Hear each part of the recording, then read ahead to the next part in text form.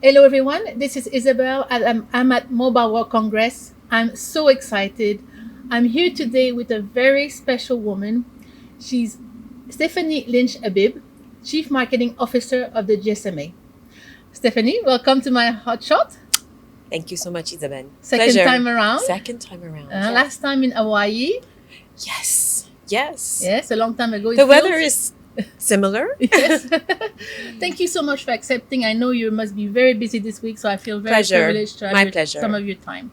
So I'm sure, thank you first of all for going through all the pain you must have gone through to pull this amazing event off. I feel really privileged that I've had the chance to finally go out and meet people face to face.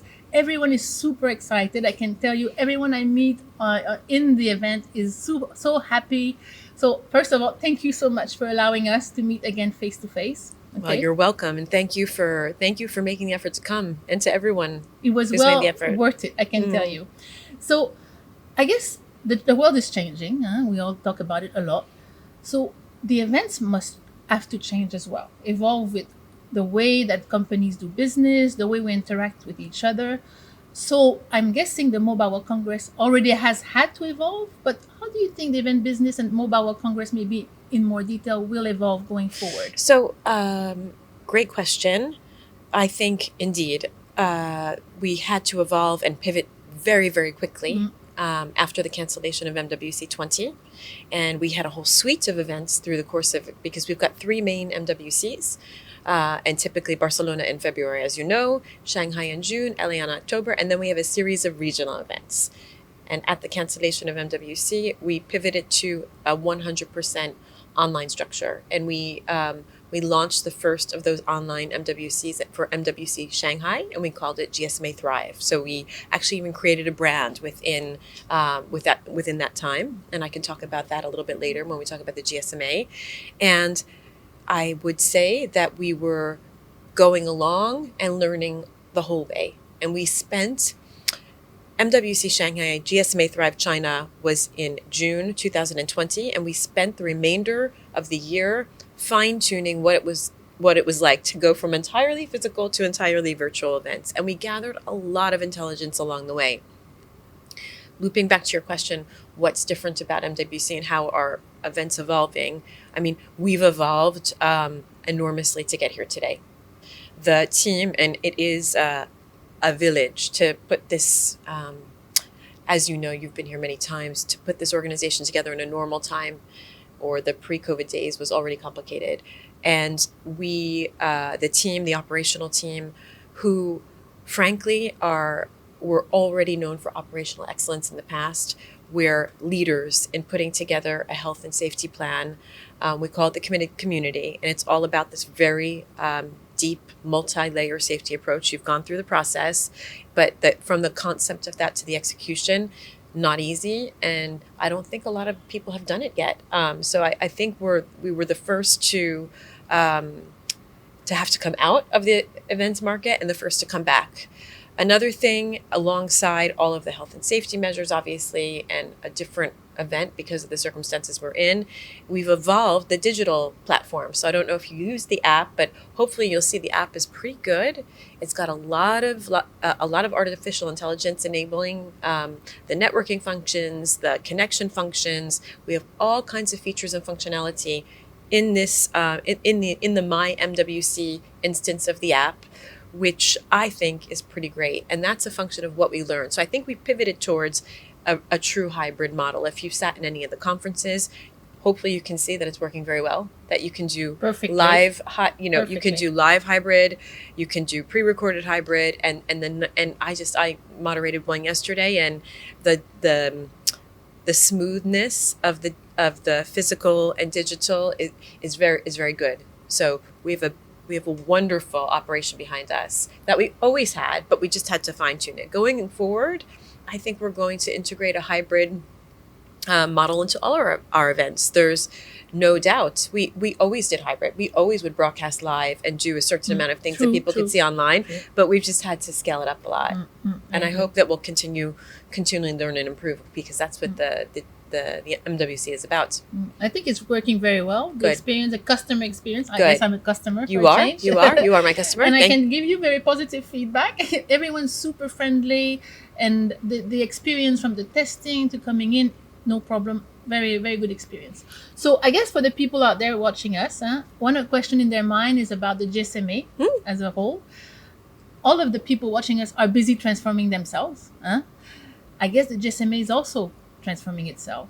What's the vision? Is it the vision, the mission, the objectives change going forward? Yes. How do you see your role evolving? Well, perhaps some viewers don't know that the GSMA is it's the global association that represents the mobile ecosystem across the world. So primarily the interests of every global mobile operator. So that's about 750 operators, but then all of the companies that make the mobile ecosystem possible, from device makers to hardware, to systems, to OSS, BSS, etc. And of course, it's the enabler mobility of 5G into the vertical sector. So there are many, many verticals dependent. All verticals will have, digital transformation via mobile and 5G, etc. Our vision at the GSMA is to unlock the full power of connectivity so that people, industry, and society thrive. That has not changed since we've our mission. We're a nonprofit organization, so any proceeds that come from commercial activities such as MWC, and we have some others as well, our membership is fully invested back into the industry. And what has changed is we've tightened up underneath our vision a lot of what we're doing. And we basically have 3 pillars in our strategy, which the pandemic brought us to reconciling, because we do so many things, but we've kind of really focused. The first pillar is industry services and solutions. So that would be we've got a technology, a CTO and his entire team pushing for those technological standards. As you know, we were the organization that brought consensus around the world for 3G. So all of those elements of pushing technology for the greater good of the ecosystem and for society is in industry services and solutions. And we do have a set of managed services as well around the mobility solutions that we can help harness collectively as an association.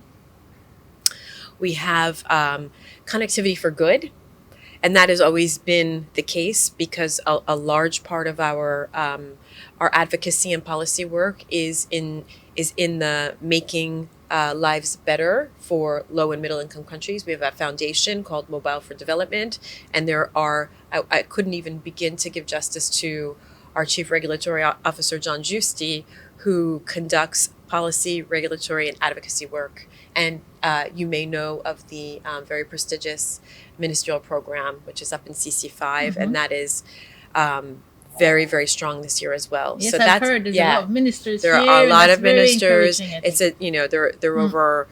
there are over 130 delegations, wow. Over 100 countries represented. That's and amazing. By the way, just to give a statistic, because in terms of conference attendees people giving keynotes, speaking conference, were about 70% physical and 30% virtual. So we maintained a good core of our core content and presentation in that mix, and it's the same in the ministerial program. So I was just up there before this. It was great. Oh, that's so good. That's so exciting. Yeah. Now, to finish us off, I'm a bit selfish. The next question is for me. Yes. I've known you for a little while. I was so happy when you took over the role as Chief Marketing Officer of the GSMA, because I know you're an incredible woman. I knew you were going to do great things. But I think you've impressed me, even if I knew you were great, what you've achieved in such difficult time. You took the role in a really challenging time. It must have been interesting. So what is the one thing you've achieved in the last 18 months, I guess, since you've taken the role, that you're the most proud of? Well, of course, one might say getting through the doors here is one that I'm most proud of, which I absolutely am. But actually, the fight to get here over the last 15 months was not an easy one. It took a lot of transformation, and it took a transformation that I had started anyway, whether COVID hit or not, and I continued. I set aside my vision for what I wanted to support the GSMA in terms of marketing.